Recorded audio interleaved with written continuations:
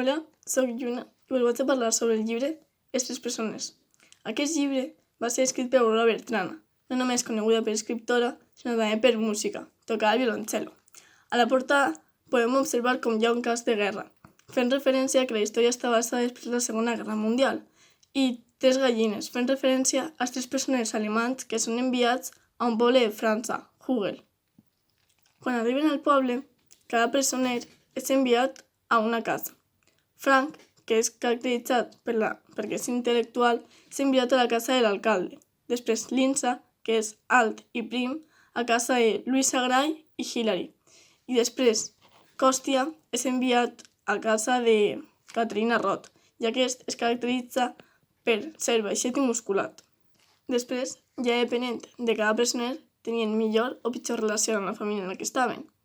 Frank es duia molt bé amb Anselm, que era l'alcalde del poble, però després amb la seva dona i la seva filla no tan bé, perquè aquestes pensaven que aquest no tenia com el mateix dret a sentar-se en la mateixa taula de dinar, i pensaven que la seva casa ja estava molt plena. Després, Linsa, com tampoc treballava i no tenia ganes de fer res, doncs tampoc es va començar a dur molt bé amb la família.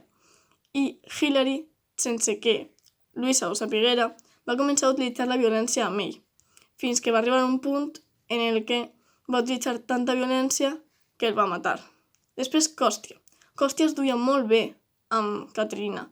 Treballaven bé, es coordinaven i molta gent del poble pensaven que podien acabar tenint alguna cosa entre ells dos. Segons avança la novel·la, van aparèixer personatges nous. Per exemple, Gabriel, que és una xica que va ser violada per un soldat i que es va moure a Hagel perquè el seu pare era molt amic d'Anselm, i aquest li va dir que si ella tenia algun problema podia anar a la seva casa i es podia quedar allí.